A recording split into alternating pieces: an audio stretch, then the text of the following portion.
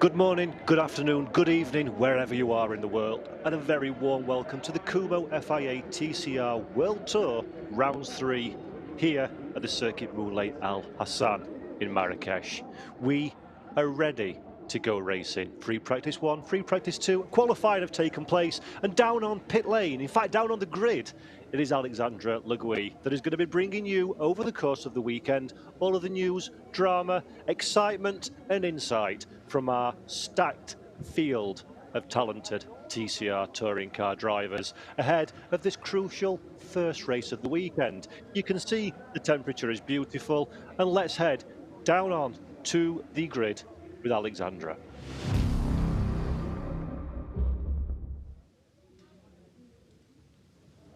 Hello everybody. Well, what an atmosphere we have down here on the grid of the Kumo FIA TCR World Tour. It's round 3 and this is the grid for race 1 after what was a very dramatic qualifying yesterday. Nobby Michelitz came into this round as the reigning champion and the points leader for 2024, but Lynk & Co did not make it very easy for him, and they have taken top spot here on the grid in P1 and P2. Now, let's head over and try and have a chat with Jan Erlache, who is here now. His last win was last year in Bathurst 2023. They lock out the front row, which is rather nice. But I ask you, Jan, what's your team orders down to that first corner between Santi and you? Is it all go, or are you going to lead the way? You will see in 30 minutes. No, that's not good enough. You tell me. What's your plan? No, but for sure. I mean, we are in a good position to score good points for Cyan Racing, Lynk & Co. So definitely, we're gonna make sure that we optimize this, and then we will see next up in the race. But for sure, we will take care of each other to not make anything stupid. Good, very nicely done. Okay, Jan, pedal down, go. All right, let's head down a little bit further because it'd be really nice to speak to Santi. You hear it there. He's over there on the pit wall. Just to give you an idea, it's about 33 degrees today. Track temperatures we expect to be about 46 degrees. Santi, how are you? It's very hot. How are you keeping cool? I don't know. I think it's quite difficult to keep it cool in the car. But just drinking as much as water I can and then hope for the best. So we heard from Jan a moment ago. He said that he's going to beat you to that first corner very easily. What are your thoughts on that? Nah, it's okay. It's thought, and then the race is the race. So we are teammates. We want the best for Cyan and the blue cars and for Lynk & Co. So we will work together as we always do. And I hope we can get the big points because we have a big chance. So, you know, Hyundai has been strong in the first weekend. Norby is P3 with 40 kilos. That's very impressive, you know. We have no kilos, so I think we need to focus on our race and try to finish P1 and P2, which will be the best for Drivers' Championship and for Teams' Championship. So yeah, it will be a question now. The cars will react, you know, with the heat and very short track. I think we will be lapping cars as well. So it's something that probably we never experienced before. So let's see how it goes, but we already have a plan. So good. Enjoy. Yeah, interesting what Santi just said there. So Norby came into this round with 40 kilos, the heaviest amount of compensation weight that were distributed after Vallelunga. Now, when I spoke to Norby yesterday, obviously a very good qualifying session for him to be here in P3. And he said that really the compensation weight doesn't make an awful lot of difference for qualifying, but he does expect it to make a big difference for the race. Now, those of you who've been following Norby for a few years will know that something that we don't do on the grid is interview him. He takes his time, he's very calm, he takes his time to get in the zone. Norby does an awful lot of visualization, and that's what he will be doing right there, right now. A form of meditation, if you like. That said, Norby is very light. He comes into this weekend quietly confident. They gained a lot of points after Vallelunga. They took a very good strategy, which is essentially what Lynk & Co have done this round, and it paid off because, as you just saw, they've locked out the front row, and not only that, but also they have P10 in the form of Ma Qinghua, who obviously takes the reverse pole. Bebu, how are you? Good so far.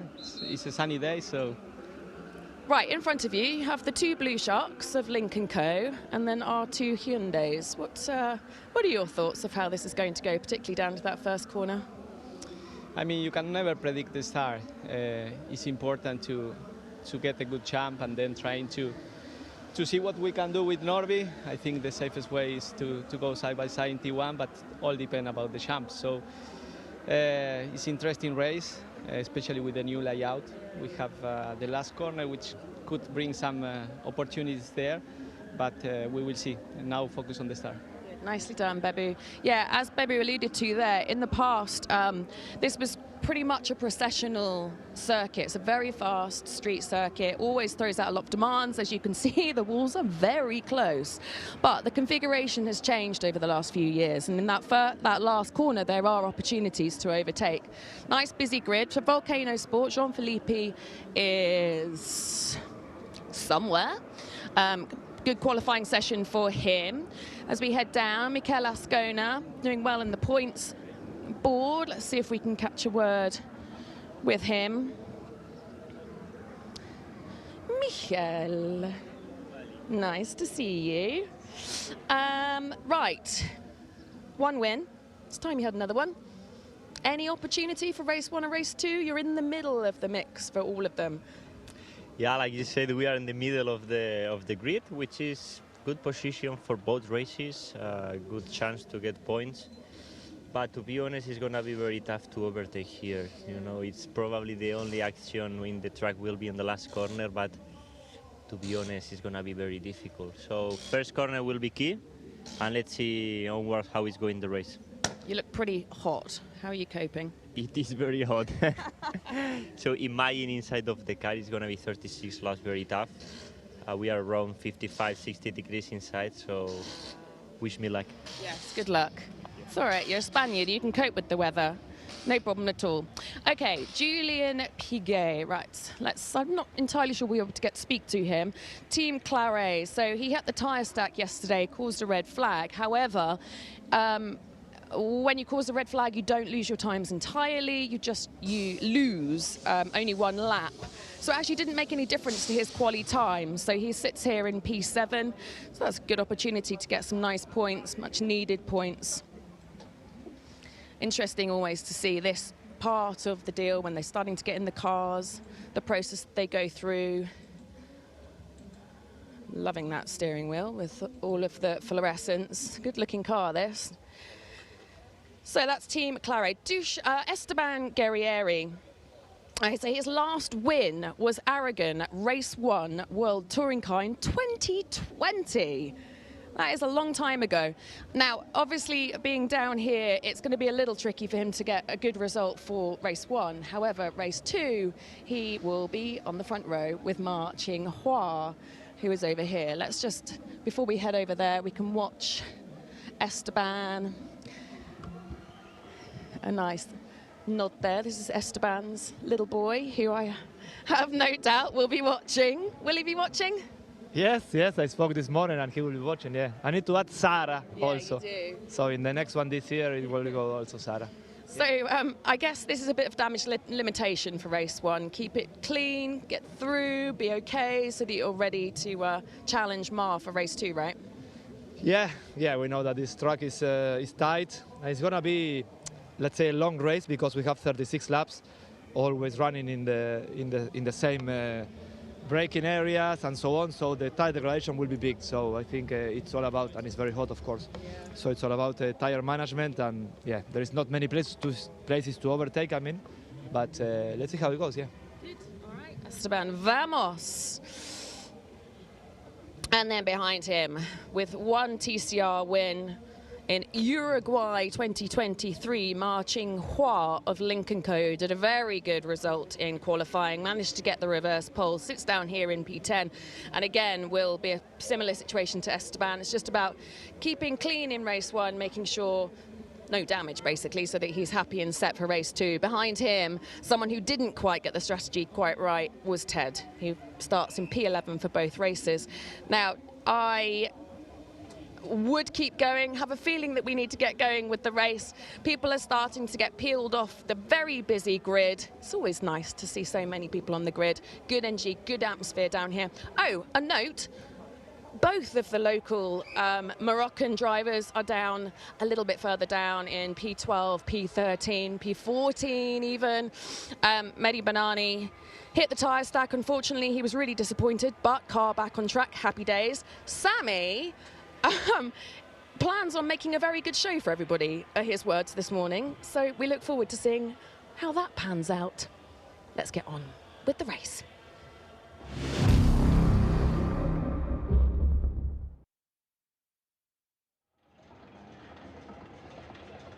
Alex Legui, great work there down on the grid. Thank you very much. Paul Jeffrey up here in the commentary box for this first race of the weekend. And as you can see, like it has been all weekend long here in Morocco, the temperature is incredibly high. It's going to be a big challenge for these 15 drivers taking part in the race that we're about to undertake in a few moments' time. Few things to note if you're new to the broadcast this week and didn't catch our footage of FP1, FP2 and qualification. We're running a shortened version of the Circuit Moulay Al Hassan, 1.98 kilometres, 1.23 miles, just 8 turns here on this track. It's going to be short, it's going to be sharp, it's going to be very dramatic indeed. 36 laps we're about to engage in, and as mentioned by, I think it was Santiago Urrutia, there's a great possibility that we will be seeing a little bit of traffic management from some of our front-running drivers. How that's going to affect the outcome of the race, we'll find out once we get under green flag conditions, but one thing is for sure, the challenge is going to be incredibly high for each and every one of these Kumo FIA TCR World Tour drivers. Qualification yesterday afternoon was an intense affair, and it ended up as a Cyan Link & Co benefit. Jan Elishay taking the pole position for race 1 with this man, Santiago Urrutia, alongside. Elishay pulled a 49.641 lap time out of the bag, dominating qualifying 2.5 tenths of a second to the good. That sounds like a lot, but when you consider that only 5.5 tenths covered the entirety of the top 10, you can see just how impressive that performance was from the French driver. Norbert Michaelis, we mentioned him at the top of the show very briefly. He's carrying 40 kilos of compensation weight. Michaelis, the heaviest car on the grid, Esteban Gurrieri, Mikel Azcona, have 30 kilos apiece, 20 for Marco Butti and just 10 for Santiago Urrutia. Bebu Girolami, he'll be starting on the second row of the grid for this first event. He'll be looking for another strong weekend. Great stuff from Girolami in qualifying, following on from a successful Vallelonga last time out where he won the second race of the weekend. Can the Argentine driver continue his strong start to life at the BRC Hyundai N Squadra Corsa team? John Felipe that we're looking at here for Volcano Motorsport, carrying the team somewhat in qualifying following a problem for home hero Sami Taufik. Sami, very strong in free practice, came into qualifying with undetected damage aboard that Audi. Unfortunately, that put pay to a good qualification session for Taufik. He'll start in 14th, while Azcona is in 6th position. Mikel Azcona that we're looking at here, Mikel Azcona that we're looking at here for the BRC squad. As he mentioned, he started mid-pack for both races. Mid-pack, any racing driver will tell you, is right in the heart of the dramas. He'll be hoping to stay out of strife when we go racing, as will this driver, Giulio Piet. Really, really impressive in qualification, coming into touring cars with a storied history in the world of endurance racing. Very fast, unfortunately made contact with one of the tyre stacks, but still will line up 7th. And this is our starting grid. So Jan Elishay and Santiago Urrutia, a Link & Co front row. Norbert Michaelis and Bebu Girolami representing the BRC Hyundai squad, 3rd and 4th positions. John Philippi for Volcano Motorsport is 5th ahead of Mikel Azcona in 6th. Then Julian Piguet in 7th, with Esteban Gurrieri for company, a Goat Racing Honda in 8th position. 9th is Marcin Hua, alongside him is Ted Bjork. Dusan Borkovic, 3-place penalty for impeding Marin Quale, will start 11th. Marco Butti alongside in 12th position. Home hero Mehdi Banani in the Sol Cupra is in 13th place alongside Sami Taufik, and then Victor Fernandez rounds out the 15 drivers that will be taking part in this race today. And there is Sami Taufik alongside fellow Moroccan driver Mehdi Banani. Disappointing day for our two home heroes. Banani, another driver, showed good pace in that Cupra, but a mistake and an accident early in qualifying put pay to his session. Hence the reason he's all the way down in 13th position for this first race of the weekend. And of course, if you're familiar with TCR touring cars, you'll know that we reversed the top 10 of qualification 2 for race 2. So sadly, for the likes of Taufik and Banani, they'll be starting 13th and 14th for both races. Track temperature then around 34 degrees centigrade. Air temperature currently around 26 according to my timing screen, but I think it's fair bit warmer than that one in reality. Temperature management, tyre management is going to be key for these drivers over the course of this 36 lap race. Big question, I suppose, that's on everybody's lips. Will we have any red flag interventions? This is Marrakesh. It will be a surprise if we don't. So for a lot of these drivers, certainly those 6th on down, staying out of trouble is going to be the order of the day. So here we go then. The final few cars rounding that final turn to take their place on the grid. 15 drivers, 11 full-time Kumo FIA TCR World Tour drivers, several guests joining this field as well. And here we go, the moment we have all been waiting for. All clear from the back of the grid. The green flag waves. All eyes very firmly on the starting lights, and in a few moments' time we'll be going racing, and we're off here at Marrakesh for the Kumo FIA TCR World Tour. Yellow flags at the back of the field. That's a Honda in trouble, but side by side at the front of the grid it is Jan Elishay that leads. Norbert Michelis and Mikel Afkona has won. Further back as well, Michelis holds on to that advantage. A little look from Urrutia, no way past on this occasion. Further down the running order, a couple of Lincoln Co side by side as well. Can't get alongside the Honda into the chicane can Marcin Hua and Ted Bjork. They stay front to tail at the back of the field. The Honda of Marco Butti manages to get running as well. He joins back in again in 15th position following a slow start off of the line. But at the front of the field, it is still Jan Elishay. Esteban Gurrieri makes a way past Marcin Hua further down as well. He's up into 7th position. Good start from the Argentinian driver there for Esteban Gurrieri. And already we're on the 2nd lap of the short Marrakesh Street Circuit here in Morocco. Great opening few corners, then exactly what the doctor ordered for Jan Elishay at the front of the field. Norbert Michelis holds on to position from his teammate Bebu Girolami. That's exactly what Michelis wanted to deliver in these opening few laps. And the name of the game for these drivers for these first few laps is just to settle into a racing rhythm. Look at the back of the field. There we see Fernandez conceding position to teammate at Goat Racing Marco Butti. So Butti up into 14th position following the terrible start off of the line. Butti started in 12th, dropped to the rear of the field. It's going to be a long day for the Italian driver as he tries to make his way through the field, riding on board with Santiago Urrutia. Just ahead of us, his teammate Jan Elishay.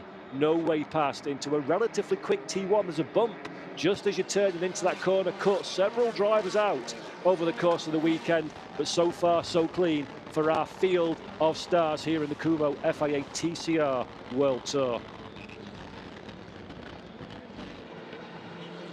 That was briefly Mikel Afkona that we were looking through the windshield of 6th position. John Felipe for Volcano Motorsports is just ahead of the Spanish driver.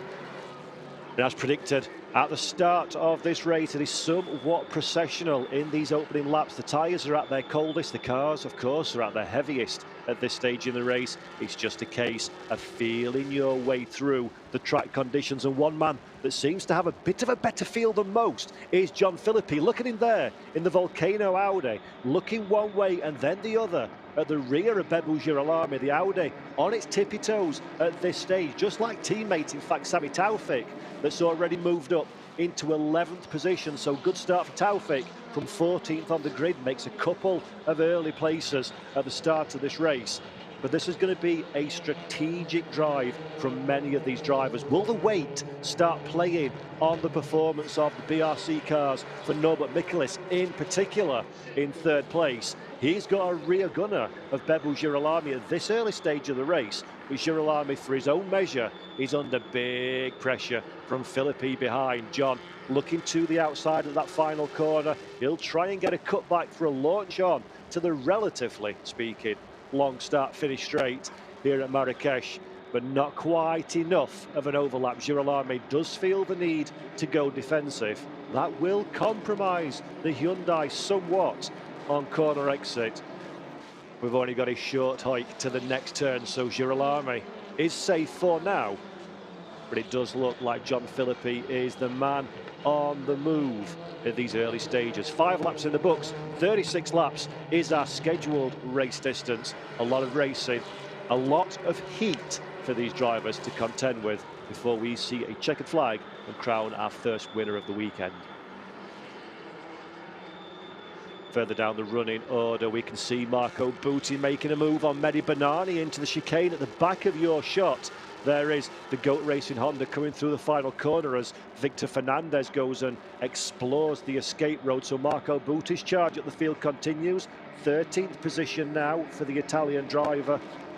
Good recovery there for Butti. Still got work to do, though, to find his way into the top 10, which is the minimum target, I think it's fair to say, for the Italian, following a disappointing qualifying and an even more disappointing launch from the line.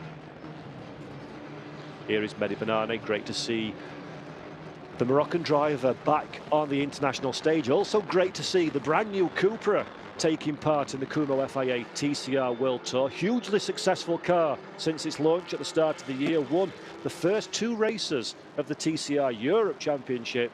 Coming here to Marrakesh, it's 10 millimeters higher than we saw at Vallelonga for TCR Europe, but in the hands of Mehdi Banani, still seems like there's plenty of pace in the Spanish machine at this stage, and plenty of pace as well in John Philippi, as he's still nibbling at the back of Bebel Girolami, although it seems like Mikel Azcona now is starting to buy into this little fight.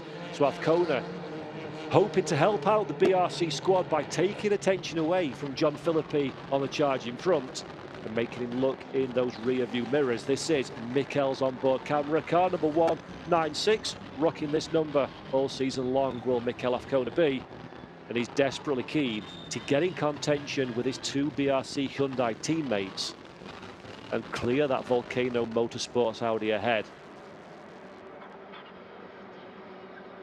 Winding up then for the 8th lap of this race. It is still Jan Elishay in the front of the field, controlling the pace as his the desire coming into this race. Pole position, he wanted to get a clean start off of the line, wanted to consolidate that good grid position, and that's exactly what the French driver is doing at this moment in time. Slowly but surely eking away from Santiago Urrutia. 3/10 on the previous lap faster was Jan Elishay than his Uruguayan teammate Urrutia behind. That's building his lead slowly but surely. 8/10 is the advantage at this moment in time. Mikel Azcona, that we were looking at there last time around, he was a 51.3, pretty much as won the same lap time as Philippi in front. So it suggests to me that John Philippi is the one that's dictating the pace in that particular battle, making it all the more difficult for these drivers to find a way past, as Esteban Gurrieri at the back of our shot there goes a little bit defensive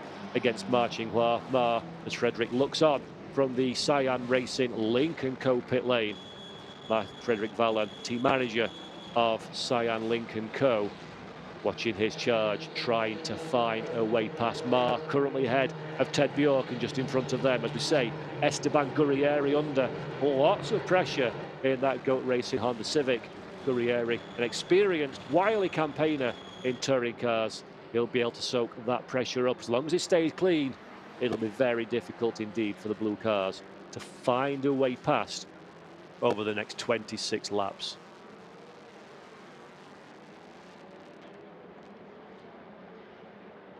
So let's take another look at this start. At the back of the shot, Marco Butti fails to get away from the line. At the front, though, exactly on plan for Jan Elishay.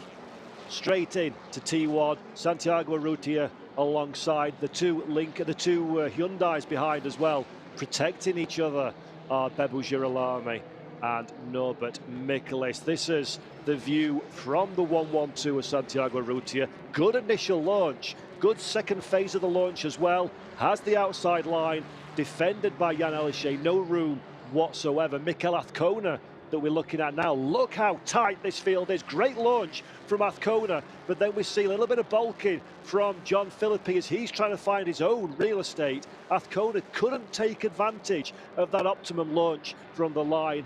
Unfortunately for the Spaniard, that keeps him in 6th position and means he's going to have to find a way past John Philippe on the racing surface. Not the easiest task here at Marrakesh, and also bear in mind the temperature's been so high. Following the car ahead closely, pumping that warm air through the grille into the engine of your own car is not the best place. Touring cars are not happy running at high temperatures, so that's going to be a problem, and that's a problem for Dusan Borkovic. Smoke from the front of the car, the GOAT Racing Honda into retirement. Shame there for Dusan Borkovic, back on the world stage once again for this particular round, and it looks like the day is done for race 1 at least for the big Serbian driver. Real shame. 14 cars still circulating.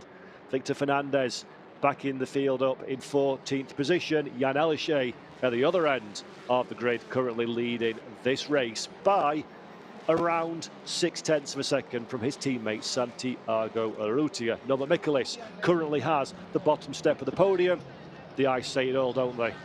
Disappointment mixed with a little bit of anger for Dusan Borkovic.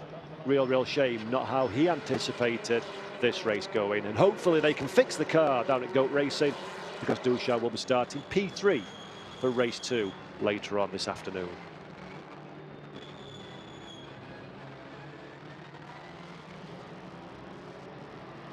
There is Borkovic, the only man I've ever met that is taller than myself, and not by a small amount either.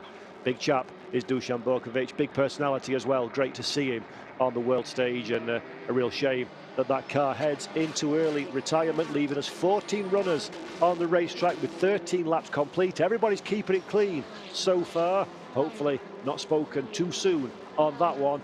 That top 3 that started to break away at the front of the field. So Norbert Michaelis now, last time around, a 51.322, only a few hundredths quicker than teammate Bebu Girolami, but that gap now is starting to inch further and further away. Girolami dropping into the clutches of the Volcano Audi of John Philippi behind. Philippi will be, John Philippi is normally quite a considered race driver. You don't see him in much drama, you don't see him being hugely aggressive. He's just always there or thereabouts. Well, Philippi is going to have to take an aggressive pill if he wants to find a way past that 129.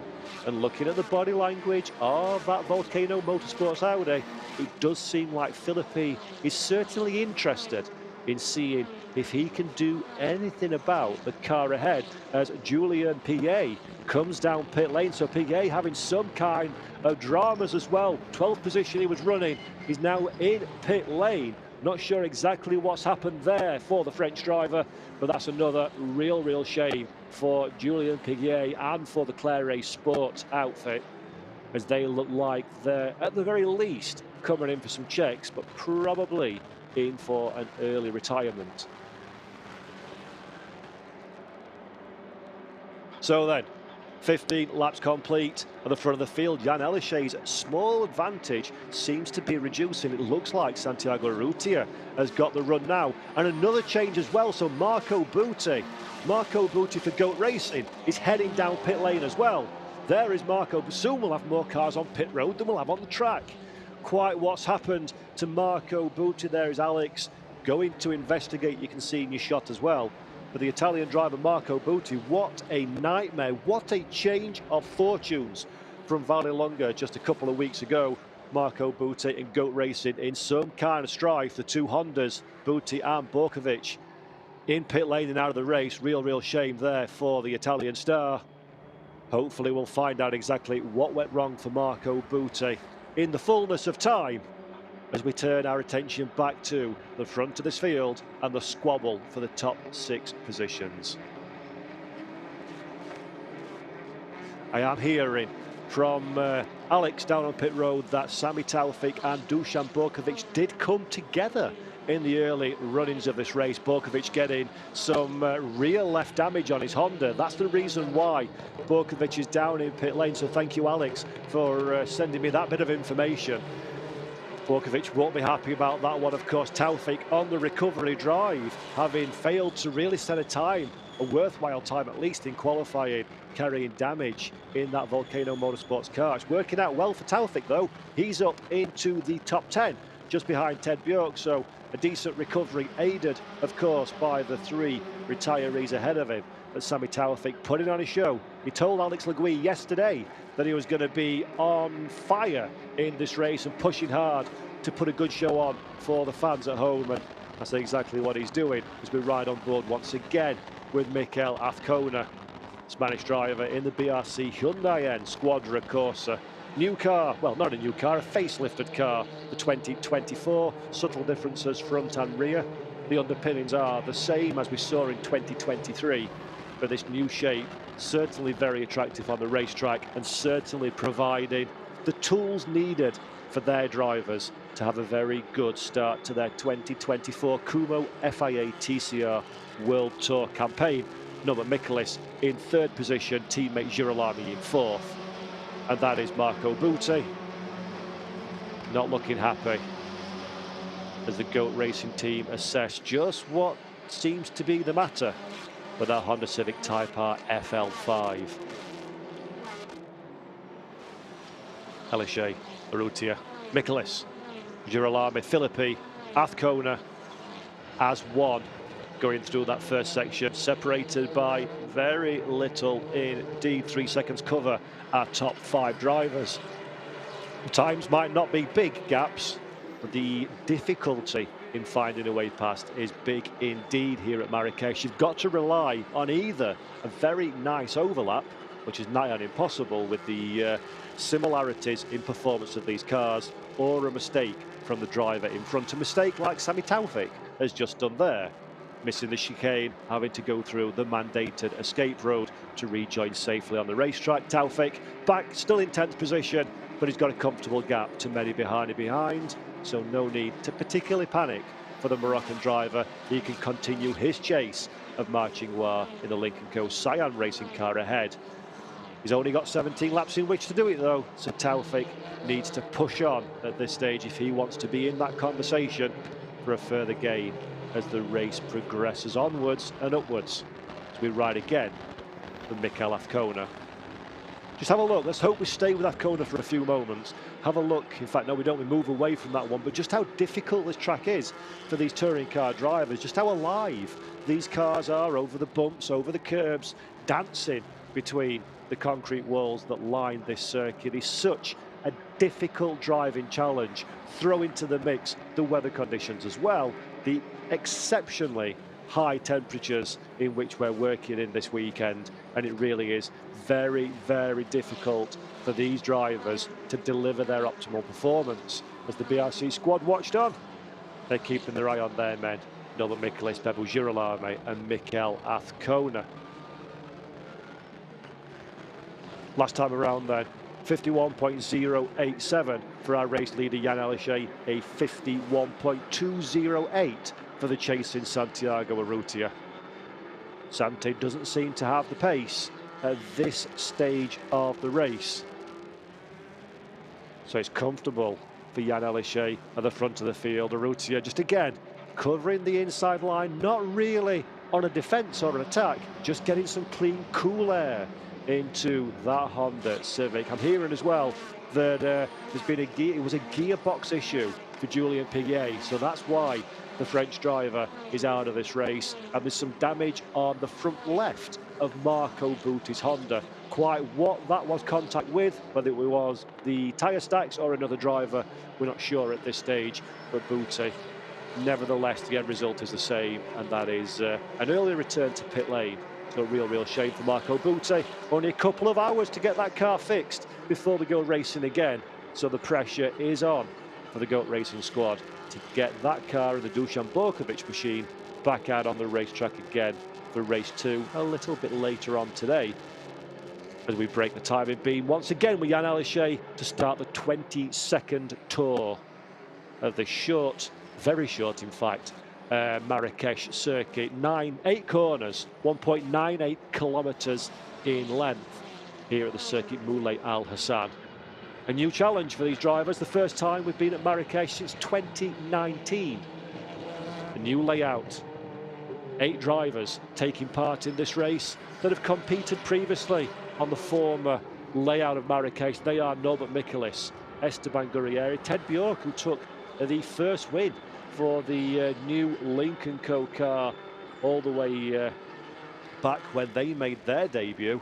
So he's back again in that same team. Mikel Afkona, Nestor Girolami, Jan Elishay, Marcin-Guar and Mehdi Banane also have raced here previously, and very briefly we saw Victor Fernandez being wheeled back into the garage as well. So GOAT Racing not having a good time at all this weekend in race 1.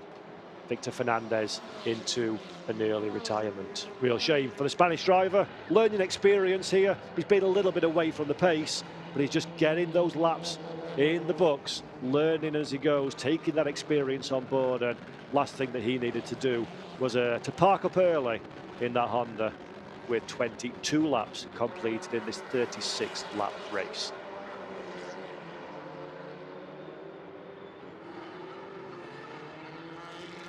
This seems to be one of the more intense of the battles currently in the field. That is Esteban Gurrieri in the 186 Honda for good company. He's got Ted Bjork and Marcin-Guar behind. Ted and Mar both looking to find a way past the Honda.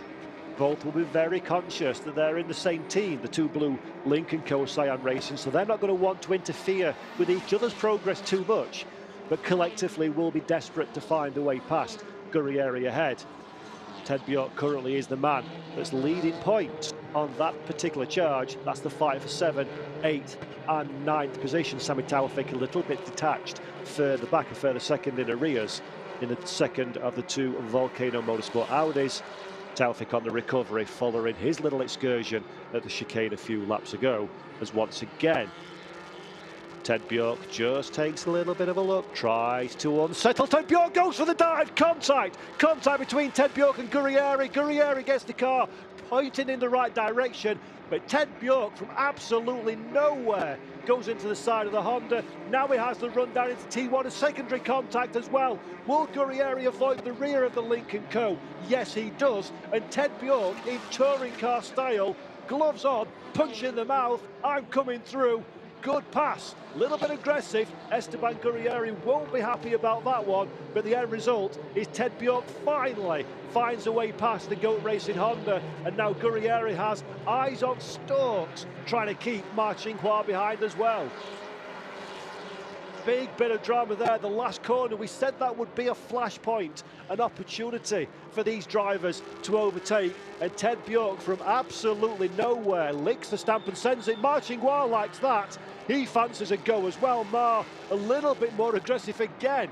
Big contact. Esteban Gurrieri thinks he's racing Saturday night stock cars in Skegness, but he keeps the car on the racetrack, and Sami Taufik decides, boys, you can squabble all you want. I don't fancy being involved in this one. I'm going to catch my mate Ted Bjork up, and gets his way past both of them.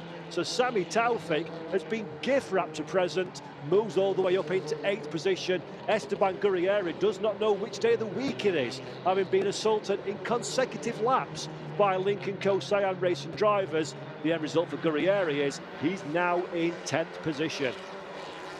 Big bit of drama then.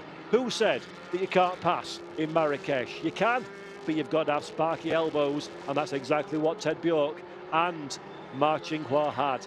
Into that final corner, very late braking manoeuvres for both drivers, heavy contact with their rivals. I'm sure race stewards will want to have a little chit-chat to both of those drivers at the conclusion of this race. They may not go unnoticed by race control. Let's have another look then at what happened here. That is Ma Qinghua. Doesn't have the brakes locked, but just doesn't quite have enough real estate to avoid contact. Gurrieri tries to turn in to make the corner, sees himself a Lincoln Co Cyan racing car in the way, and bang, they go. Sami Taufik in the background thinking, hey, I'll have some of this one, and makes his way through as well. So Taufik makes up 2 places in one manoeuvre. Ted Bjork has scampered on up the road as well in 7th position. While we look at the front of the field, Mikel Azcona is starting to get interested in the back of John Felipe's Audi. Azcona doesn't have the overlap into T1. Careful of that bump on the apex. He does that one. And there we go, very quick indeed by the stewards. Car number 111, that is Ted Bjork. 5-second penalty for causing a collision. Ted Bjork, that is of course for the move on Esteban Gurrieri. So Bjork now needs to get his skates on to try and build himself a gap of plus 5 seconds to the chasing pack to mitigate any disadvantage that time penalty will be awarded. Big drama then. Battle for 5th position. We're looking at here John Felipe, Mikel Azcona. Azcona fancies a look down the inside of that final corner as well. He avoids contact with Felipe on this occasion, doesn't have enough room, settles back into the slipstream. Felipe decides to defend the line into T1. No need to worry too much though. The overlap as such for Mikel Azcona, not great enough to force the issue on this occasion, but that is firmly a signal of intent from Mikel Azcona. I see you, John Felipe, and I fancy taking away that 5th place. It's exactly what's going through Mikel Azcona's mind, probably with a few more choice words in there as well for the Spanish driver. So difficult to pass here at Marrakesh. Elbows out very firmly on attack or defend. Have a quick look down, make a change in the car, does Mikel Azcona. See if that change will be enough to empower him to find a way past the Volcano Motorsports Audi ahead. At the front of the field though, Jan Elishay still serenely in the lead from teammate Santiago Urrutia. No, but Mikel is holding on very nicely indeed, it has to be said. 40 kilos of compensation weight for Norbert Michelis seems to be not impacting that Hyundai Elantra N quite as much as we wondered on the build-up to this race. He said no big effect in qualification, but he expects to pay a price come race time. Michelis last time around a 51.180 is still bang on the pace that we're expecting to see in this race. So Kumho Tyres holding on very nicely on that BRC car. And if anything, Michelis is still having a little sniff of the tailpipe of Santiago Urrutia ahead. Incident involving car 155 and 186 at T8. No further investigation. So Ma Qinghua managed to pull off that manoeuvre a little bit more within the rules and regulations according to our race stewards. So he makes the clean pass on Esteban Gurrieri. That's lucky for Ma Qinghua, as Gurrieri and himself are still very much as one. A little bit further up the road, Ted Bjork does have that clear air to try and push as hard as he can, if he can, to mitigate as much of that 5-second time penalty as possible. And Mikel Azcona that we're looking at here, the Spanish driver, really does fancy a way past John Felipe. Felipe starting now to fall back from this chasing pack. The pace of that Volcano Audi is not what it was at the start of this race. John Felipe under massive pressure. This is an opportunity for Mikel Azcona now. He's got a good launch through T8, the final corner. Felipe recognises the threat, covers the inside line. Azcona doesn't have enough on the top end to get alongside into T1. It's a very quick, oh well, very being a relative word, it's a reasonably quick first corner here at Marrakesh. Difficult to really get a car alongside without heading straight to the scene of the accident. So Mikel Azcona keeping his powder dry at this stage. The real pressure point is that final turn, and John Philippi will be well aware of that one. Will be keeping his eye firmly on the mirrors for his Spanish rival. This is the 196 on board now of Azcona.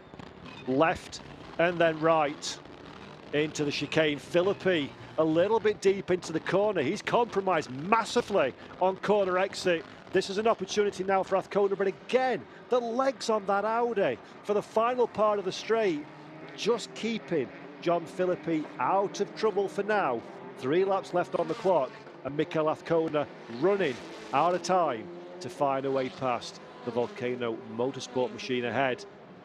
Where will you pick your moment, or do you just settle for 6th position and the points that come with it? If you're Mikel Azcona, that's a decent payday here in Marrakesh. Starting mid-pack is always a pressure point in a touring car, especially on a street circuit. Mikel Azcona might well be content to stick with what he's got rather than risking it all for a move past the French driver ahead. Having a look into the final corner, Azcona puts his nose there. Philippi gives him racing room, runs deep. Mikel Azcona, that's how you do it, chaps.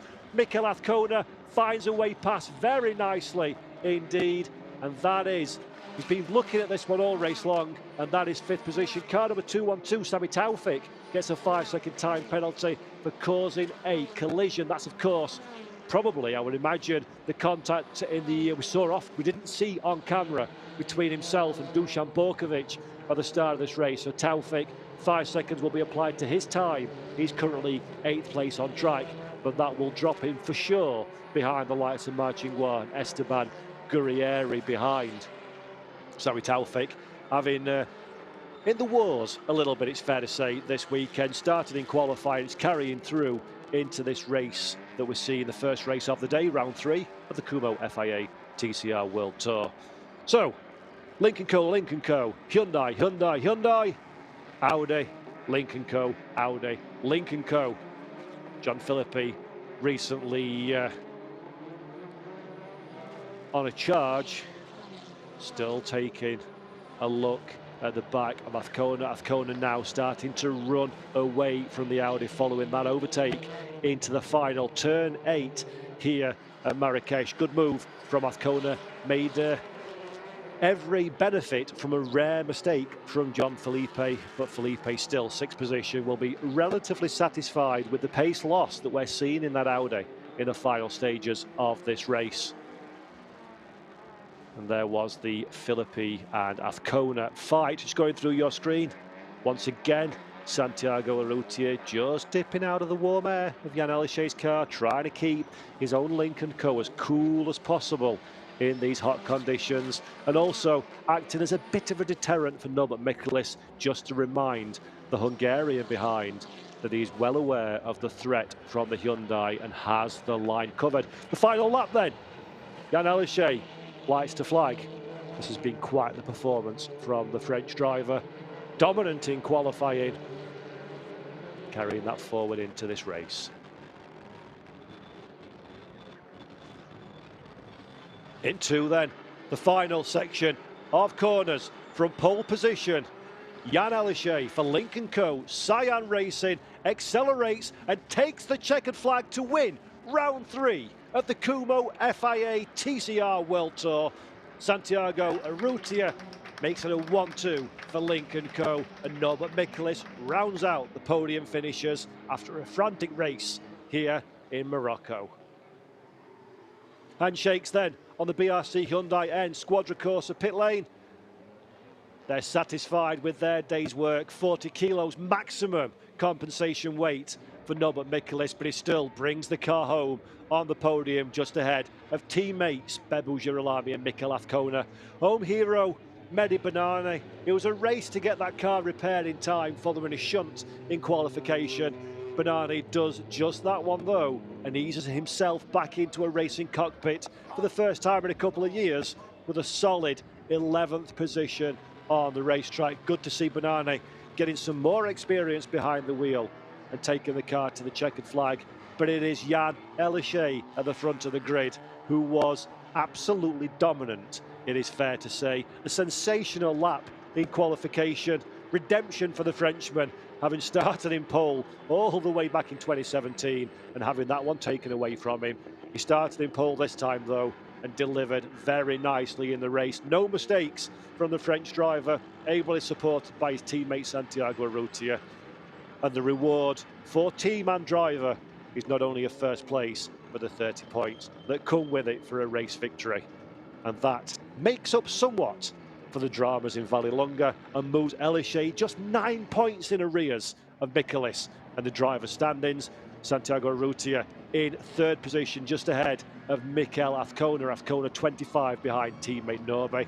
27 points, a further 3 in arrears is Bebu Girolami and Esteban Gurrieri for Goat Racing. On their debut season is 6. Ted Bjork, solid race from him. He's 7th in the points, 41 away from the top of the table. John Philippi, that 6th position cements a good driver standings thus far for the Frenchman in 8th place. But the other Frenchman that we're all looking at is that man. Big cheer for the photographers and for the team of mechanics. Jan Elishay never looked like it was going to be in doubt. Is a man very firmly on form this weekend, gelled with the shorter new layout of the Moulay Al Hassan circuit in Marrakesh. Did the job in qualifying, subdued in free practice, but when it matters is when you deliver. Frederick Vallon giving a big hug to his man Santiago Arrutia as well. Good performance from the Uruguayan driver. 1-2, as was qualifying for Lincoln Co. Cyan Racing. Executed a very, very good performance indeed. So easy to trip yourself up on a circuit such as this, but no such drama for these two drivers. And Norbert Michaelis, fantastic performance from the Hungarian as well, carrying full compensation weight, made no mistakes, 3rd on the grid, 3rd in the race, ably backed by teammates Girolami and Azcona as well. So another good day for Bebu Girolami as well. And these are the results. Jan Elishay is 1st from Santiago Arrutia and Norbert Michaelis. 4th position for Bebu Girolami, just ahead of Mikel Azcona and John Philippi, with Marcin War, Ted Bjork, Esteban Gurrieri and Sami Taufik.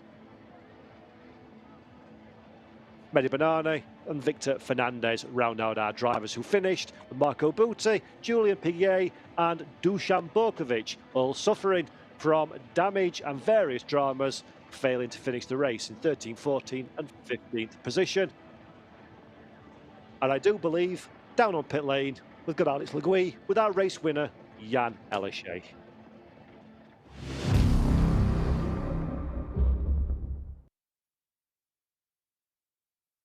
Brilliantly done. A very nice pole position converted to a very good win for rounds 3 of the Kumo FIA TCR World Cup. Job done. Yeah, job done. Wasn't easy, you know. On street track, you never know what to expect from the start, but I got a good support with Santi behind me to play clever all race. So it was quite tough. We had to push, and the tires don't last very long. So we had to save the tire by going quick as well as we could, but no, it wasn't easy. 30 laps is quite long around here with 65 degrees in the car, but at the end of the day, it's a good point for Cyan Racing, and championship is still long. Well done, Jan.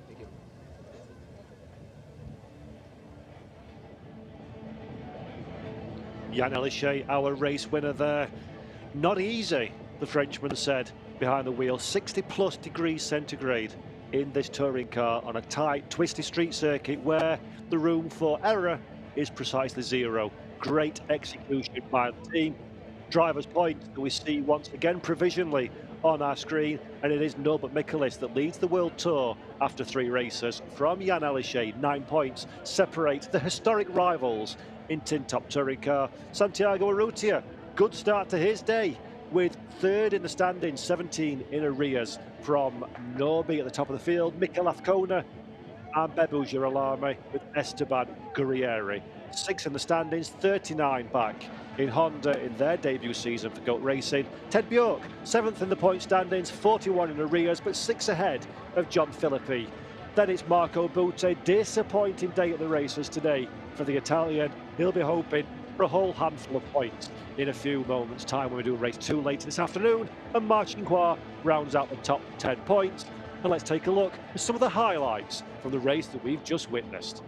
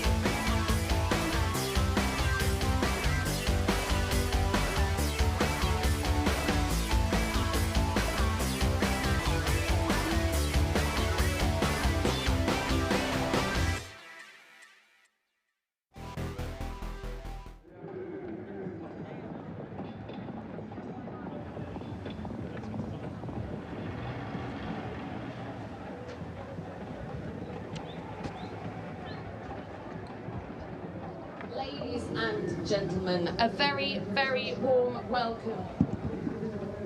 Ladies and gentlemen, a very warm welcome to you all. This is the podium for race 1 here, the Kumo FIA TCR World Tour.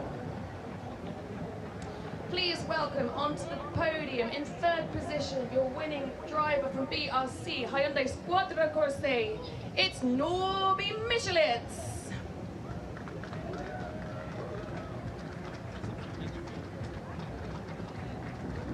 In 2nd position from Cyan Racing Lincoln Co, it's Santi Urrutia. And your winner from Lincoln Co Cyan Racing, it's Jan Erlache.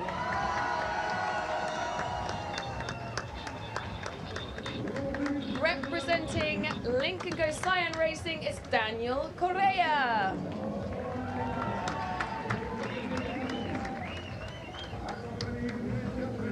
And now for the national anthems.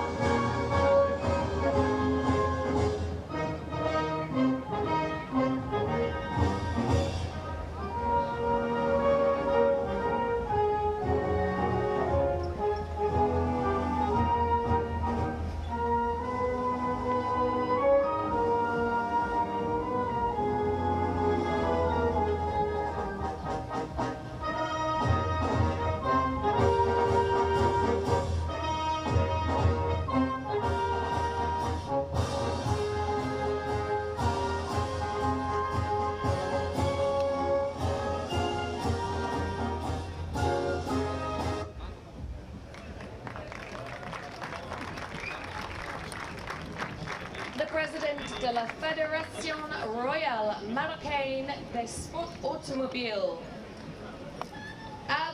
Ibrahim Abdain will present the third position trophy to Norby Michelitz.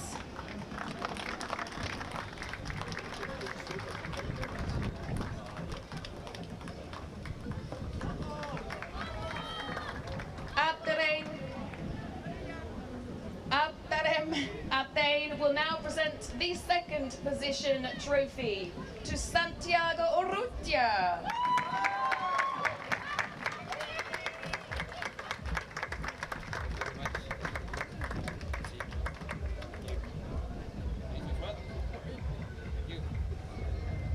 Shakib Ben Moussa, the Minister de l'Éducation nationale et des Sports, will present the winning trophy to Cyan Racing Lincoln Co.'s Jan Erlashe.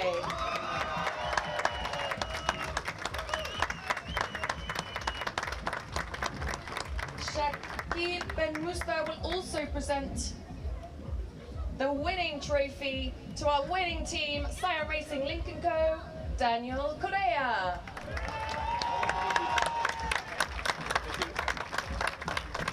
Please come together for your official photograph.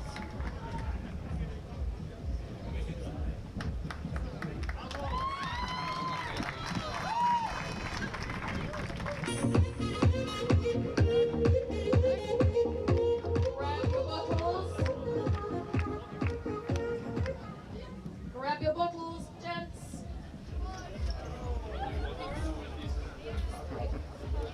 Let's party!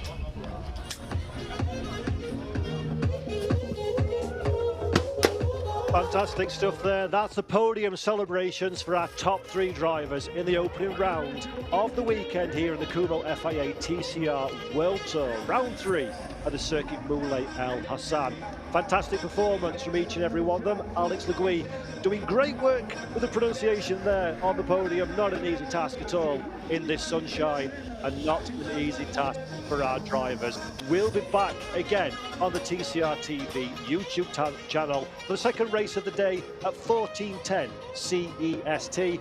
If you know touring cars, you know that race 2 is where the drama happens. So I implore you to put a date in your diary and come and join us again. My name's Paul Jeffrey. From us all, thanks for watching. Bye-bye.